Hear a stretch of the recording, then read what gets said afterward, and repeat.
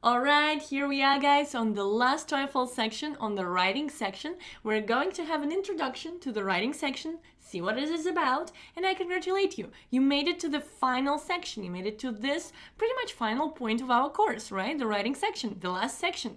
Congratulations! So let's go and have a look at how the writing section looks like. What do we need to expect from it?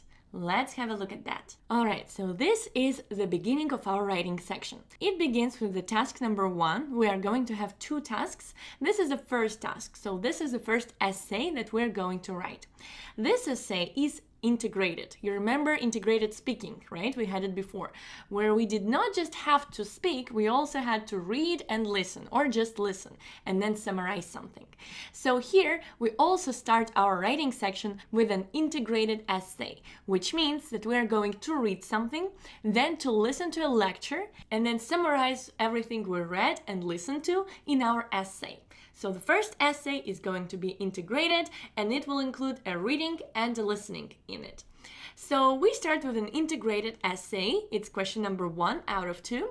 We have a clock here and we have 3 minutes. Now it's just 1 minute and 46 seconds. We have 3 minutes overall to read this text.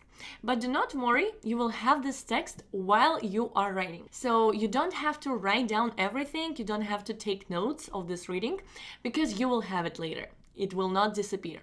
So what you need to do is just to read the text and become familiar with this text.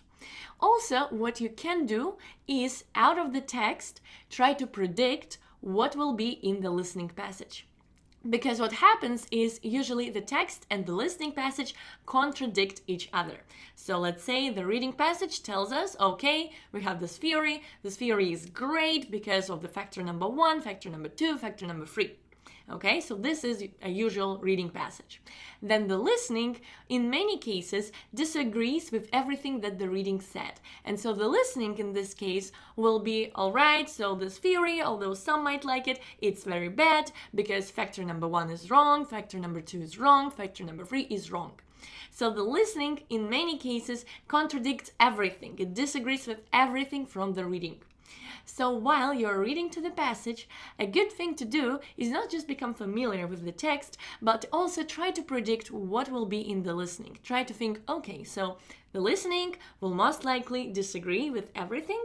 What would I think the listening would do? Okay, so what is probably the listening ideas? So not every time we can do it, but we can do it in many ways. All right, so now we're going to have a listening passage after the reading. Here we have the guy and he's talking about something. He is, as I said, going to disagree with everything that the reading said. So we are going to listen to him speaking. And then after we listen to it, we're going to have a question. So this is our question. Summarize the points made in the lecture you just heard, explaining how they cause doubts on the points made in the reading. So basically the question is always the same. Summarize everything you learned. Summarize the whole reading and summarize the listening. So during the listening, of course, you should take a lot of notes because the listening disappears. But the reading stays there, so you do not have to take any notes from the reading. So now what you need to do is type your essay here, okay? So we are going to write an effective response, of course, so it should be between 150 and 225 words. So in between this limit. So here we have a word count. Now it's just 3 words, but you see that the word count is changing. And we have this buttons here. We have a cut button, so we can cut something. Let's say I want to cut this. I cut it, and then I have a paste button, so I can paste it here.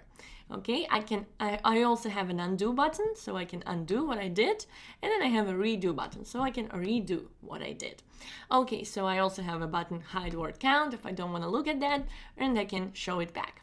So basically what I need to do is to write an essay to summarize everything I read here and everything I heard, okay?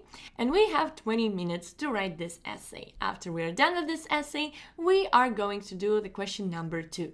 So the question number 2 looks like that. Now it is an independent essay, which means that you don't have to read anything, listen to anything, you just need to write. This is a regular writing essay question.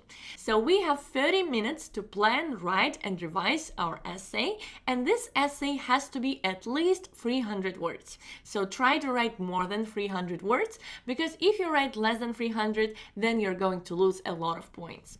So usually we have just a regular statement, something familiar, something easy.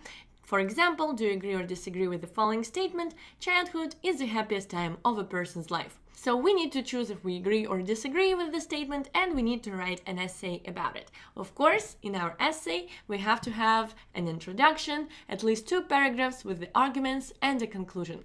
We're going to type it all here. Right, and we are going to have a word count here. We also have these buttons: cut, paste, undo, redo, hide word count. We don't have any spell check, of course, so we need to spell very carefully.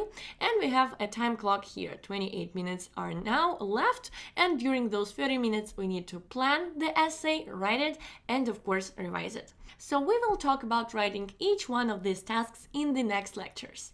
Thanks for watching.